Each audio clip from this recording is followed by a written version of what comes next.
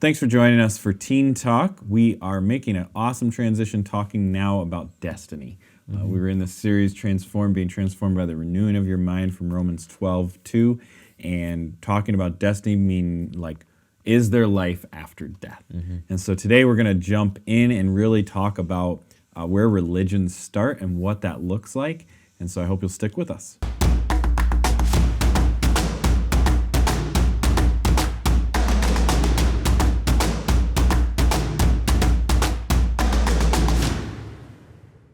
All right, well, religion, big conversation. It's a tough subject. Well, there's two things in life that you're not supposed to talk about. One is money, and the other is religion. Yep. And so we're talking about the one. I think that most people get divided on the Seems most. to be our trend lately. We're kind of covering some thick subjects. Yeah. So. But anyways, religion. We come to this really deep question of destiny that we all have to answer when we're building a worldview of. Is there life after death? What happens when I die? And how can I be confident that I know that what I believe is right about life after death? Yeah, is my eternal soul secured? Right, and is the Bible true? Is Islam? Is Buddhism? Is Hinduism? Or are all of them the same thing? And no matter what you believe, as long as you believe in a higher power, you end up in heaven one day. Or even the thought that there is nothing after this, Right. We're going to talk about a lot of different things. This is actually going to be a 2-week study. Yeah. Because there's just so much to cover. But to get a foundation, we actually have to come to, where did religion even come from? Yeah. Where does it start? And so from the reading plan today, that's where we go, is back to the beginning. Right to the beginning. Yeah. Which we've read a lot. Yeah, we've been covering a lot of Genesis over this Transform series. Right. Right.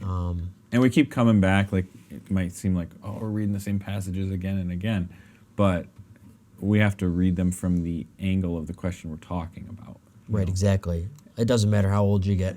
Yeah. You'll always come back to the front of this book, and you're going to find something new. Right. And so you ask that question, where did religion start? I mean, honestly, it starts in the garden. It does, actually. We're walking God, walking with God, yeah, communing with God. You see Adam walking in the garden and then spending time with God. Yeah. And so when that relationship is broken at sin, obviously things change. Right. And in Genesis, God only reveals so much to us about who he is and how he works. But we do see Cain and Abel making offerings. Yep. But then you have the flood, and everyone's heart is continually evil other than Noah. Yep. And then we come to our reading for today, post-flood. The people have begun to multiply and spread all over the earth. They're all over the place. And we have to keep in mind, after the flood, we had God used Noah and his family, his 3 sons and their wives. They came through the flood, and that's who was used to repopulate the earth after all of that. So we restart, and from that, that's when we start seeing this birth of organized religion. Really. Right. And it takes a bit after things probably repopulate, but people come together. Right. And that's what we kind of see in this reading plan here. Right, because they're growing, they're multiplying, and they're developing towns, like clans, and then towns, and then maybe cities. And we actually see that here.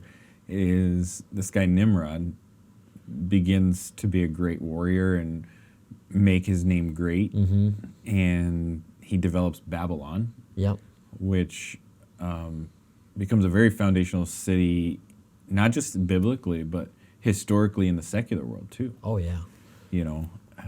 They still look to the city of Babel.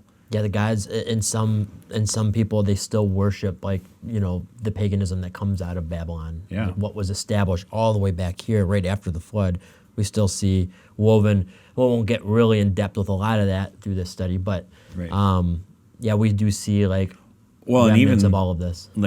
Nimrod builds Babel. He's the first one to build Babel. Yeah. But then later on, you've got other people who follow him. Yeah, we got Nebuchadnezzar. And Nebuchadnezzar builds the Hanging Gardens. Yeah, which is one of the 7 wonders, isn't it, I think? Well, yeah, and today, the secular archaeological world really worship that idea and have looked for it and searched for it and want it.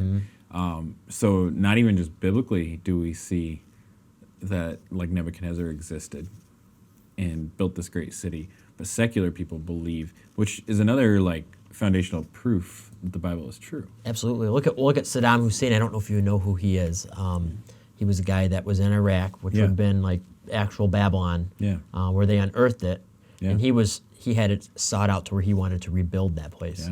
Didn't work out very well for him. But but okay, so here today in our reading, we see this guy, and he brings everybody in the world together at that time and unites them and says, come, let us build a great city for ourselves, a tower that reaches into the sky. This will make us famous and keep us from being scattered all over the world. And so when you read that, you almost look like, oh, that's like, what's wrong with that? Yeah. But what's really happening here is they're developing the first religion of worshiping themselves instead of God. They're putting themselves above God. Right. And that's not good. Right. And you're like, how do you see that? It's not because I read those verses that you see that. It's the following verses that show us that. Yeah, that shows the aftermath of what the Lord has to say. Right. It says, but the Lord came down to look at the city and the tower and the people that the people were building. He said, look, he said, the people are united and they speak all the same language. After this, nothing they set out to do will be impossible for them. Come, let us go down and confuse the people with different languages, and they won't be able to understand each other. And so God scatters them all over the world, and they stop building the city. And so what happens here is, they're organizing in a way against God. Yeah. And God sees it, and he has to fix the problem. Yeah. Just like he did with Noah, like the heart of man was continually evil. I'm going to destroy them. Doesn't take long after the flood for all this to happen either.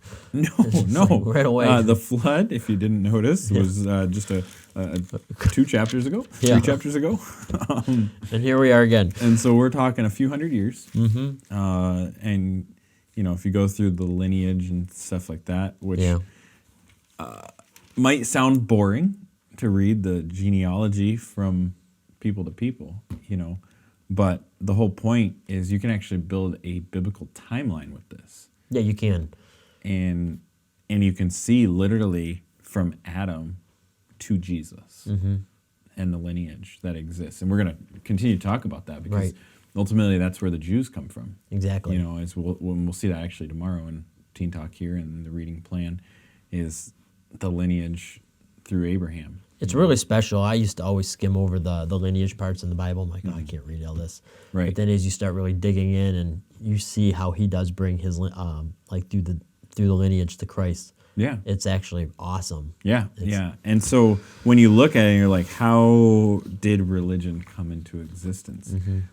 Religion has existed since the beginning. Yeah.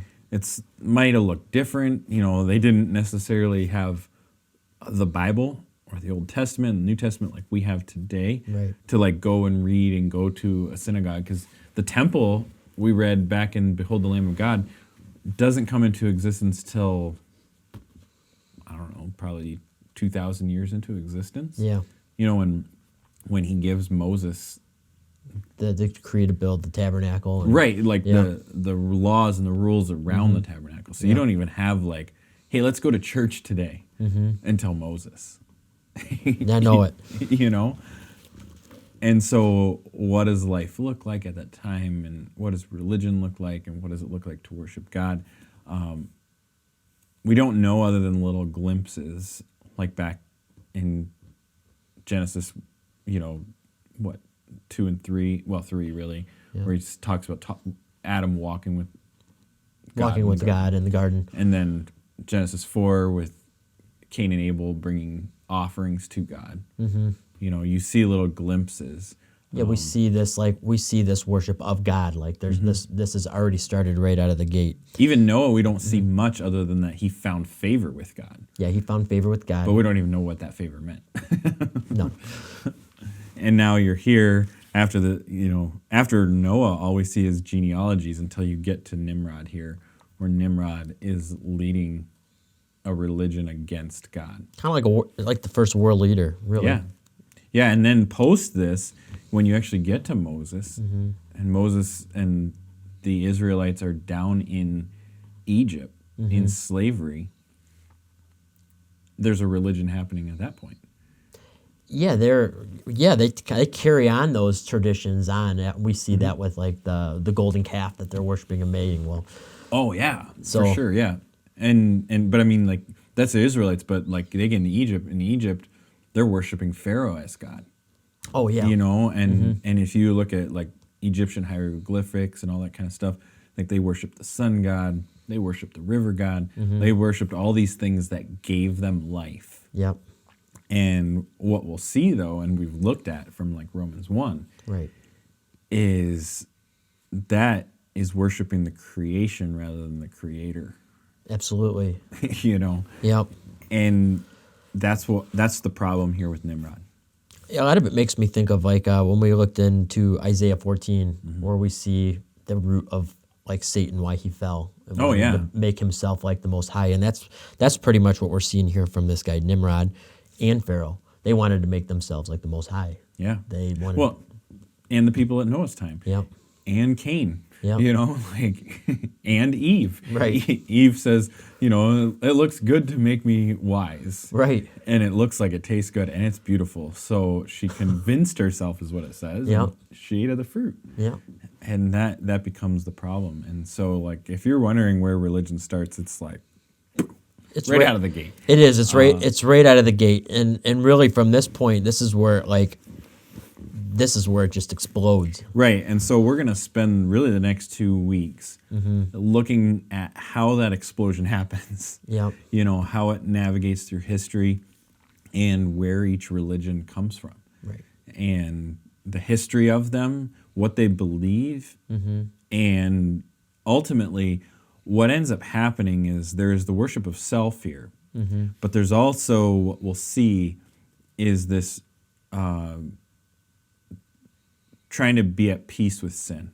Yeah. Everybody's trying to cover for their sin. Yeah, and so like even while there's worship of self, the worship of self is to know that I'm good when I die. Like Pharaoh, you think about Pharaoh. Yeah.